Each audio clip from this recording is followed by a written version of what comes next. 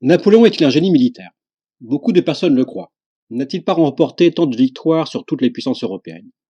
Arcole contre l'Autriche, Marengo encore contre l'Autriche, Iéna contre la Prusse, Friedland contre la Russie, Tudel contre l'Espagne, Wagram à nouveau contre l'Autriche, et bien sûr, la bataille d'Austerlitz contre l'Autriche et la Russie. C'est la victoire la plus éclatante, comme le soleil qui éclaira le champ de bataille.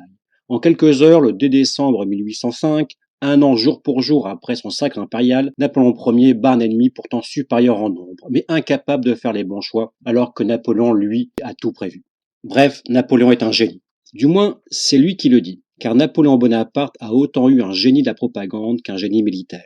Grâce au bulletin de la Grande Armée, il diffuse les comptes rendus des batailles en se donnant toujours le beau rôle.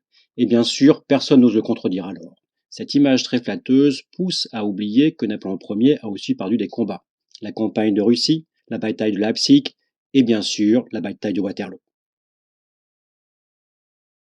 Les défilés militaires en jolis uniformes poussent aussi à oublier que les guerres napoléoniennes ont coûté la vie à près d'1 million de Français.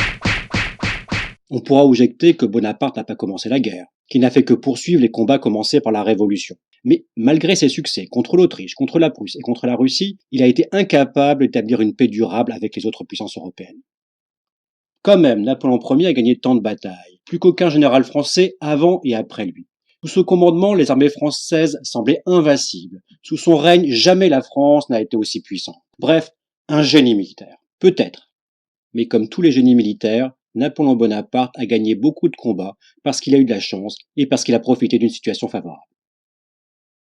Quand il arrive au pouvoir en 1799, la France est en guerre depuis déjà plus de 6 ans. Il dispose donc de soldats et d'officiers aguerris. La Révolution a transformé l'armée française, qui est devenue une armée nationale, alors que les armées étaient jusqu'alors des armées de mercenaires. La Révolution a aussi permis de mettre des hommes compétents au poste à responsabilité. Ainsi, Joachim Murat, fils d'un modeste aubergiste, a pu devenir un redoutable chef de cavalerie dont l'efficacité a été bien utile à Napoléon. Napoléon a enfin à sa disposition une masse d'hommes considérable pour alimenter sa grande armée. Avec 31 millions d'habitants, la France est alors le pays le plus peuplé d'Europe. Et la loi Jourdan, qui organise un service militaire obligatoire, donne à Napoléon les hommes dont il a besoin. Le service militaire est un devoir de citoyen. Or, ces avantages disparaissent après 1810. Avec la Russie, Napoléon a face à lui un pays qui dispose aussi d'un grand réservoir humain pour alimenter ses armées.